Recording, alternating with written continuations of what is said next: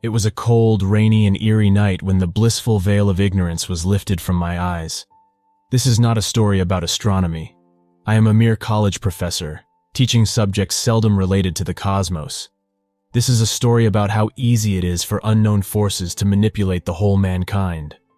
If memory serves, Orcus had been one of the first planets to be discovered through modern telescopes.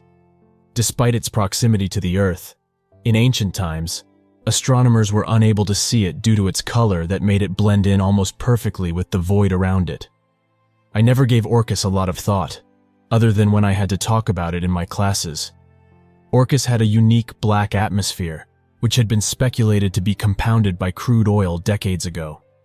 Needless to say, a certain country took an obsessive interest on it. I remember that the exploration of Orcus, initiated no more than a decade after the successful landing on the moon, was very low-key for something this big. You would eventually read an article on new evidences that its atmosphere could actually be a gold mine, and how that certain government was making heavy investments towards sending a manned expedition to it. But back then, a lot of other discoveries were being made, from infrared satellites being released to exoplanets being found. It was a subject of interest for chemistry, but not enough to come up more often than once a year. And every year I showed my first-term students the same PowerPoint presentation about the chemical composition of all planets, focusing on Orcus, unanimously considered the coolest of all by my classes. Up until 2012, everything went smoothly. Then 2013 came, and the faces in the classroom were either confused or amused, but in a way that showed I was the butt of the joke. "What's the problem?" I asked, truly ignorant. I looked at the current slide, half expecting it to show me in my underwear dancing with my dog. But there was nothing wrong with it. It was about Orcus. Did you just made up a planet, Professor? One of my most competent students asked. "Don't be silly. All of you know very well all the planets. Everyone's been on elementary school, right?" How many planets are there in the solar system, sir? The student asked with a tone almost too benevolent, like I was some dying man who forgot his own name. 10 or 9. Pluto comes and goes, but other than that it's Mercury, Venus, Earth, Orcus, Mars. Sir, why not try Googling this planet Orcus? The student carefully suggested. I complied, still half thinking they had organized an elaborated prank, but slightly nervous. No results? They all looked at me with such pity that I dismissed the class and spent most of my morning crying in the parking lot. I was getting old and mad. The next day, I was summoned to the dean's office. The university, almost too generously offered, sending me to an isolated research facility where I could develop my studies full-time and still get 70% of my teacher's salary. Twice divorced with no kids and rarely visited by my few living relatives, I gladly accepted it. And in a matter of days I was renting my house while moving halfway across the country to work alone. Besides, I was too embarrassed to return to classroom. My lodging was a pleasant cottage, with a great lab for one behind it. My bedroom had a nice view to distant deep blue mountains, and the university sent me a housekeeper once a week. She even brought me groceries. From 2013 to 2020, life was a blur of immersing myself in my work, improving my baking abilities and talking to no one. The housekeeper was Russian, and when she showed signs of learning English, she was replaced by a Brazilian one.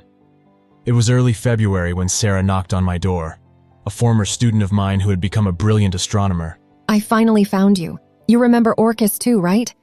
I gladly let her in, the first visit I had in almost a decade, and made us some good tea from the herbs I've been growing myself.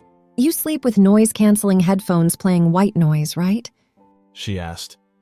I shook my head no, then remembered that I used to before I lived among all this peace and quiet.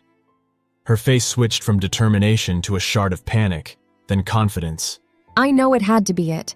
That's how they didn't catch our memory then," she observed. She then proceeded to tell me everything she knew about the fourth planet of the solar system, and it was a lot. The night came, cold and wet, and I had her stay. She didn't protest. In fact, it seemed to be her plan all along.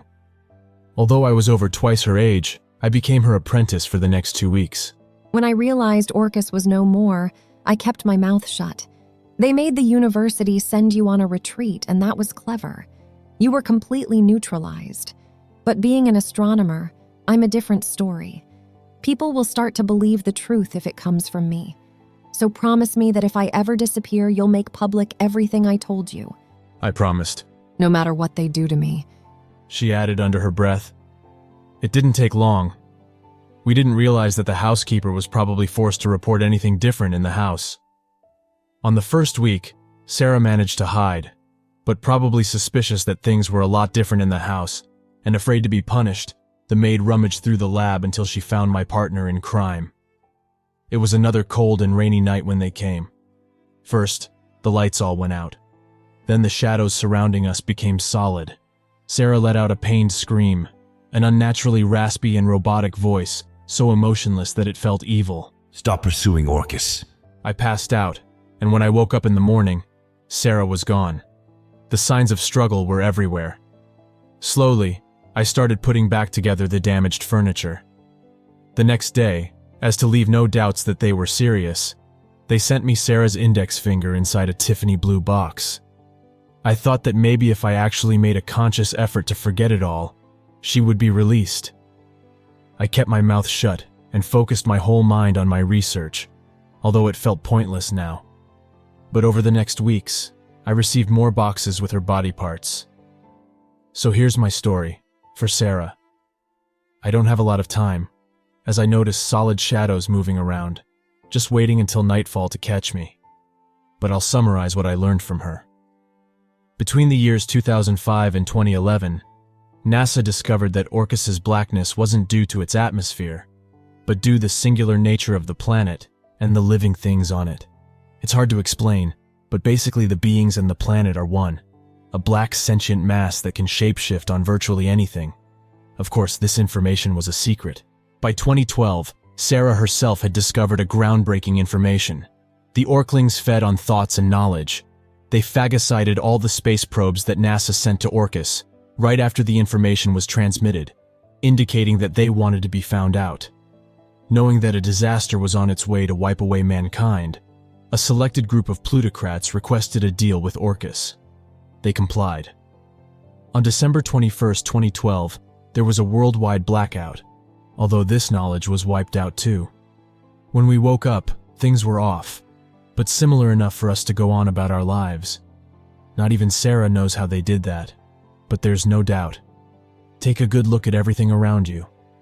Are things actually normal? When you turn off the lights and stay very still, don't you feel something solid and quiet moving in the shadows? I know that your memory was eaten, but if you really put your mind on it, you'll realize that the world you're seeing now is nothing but a simulacrum of how life on Earth used to be.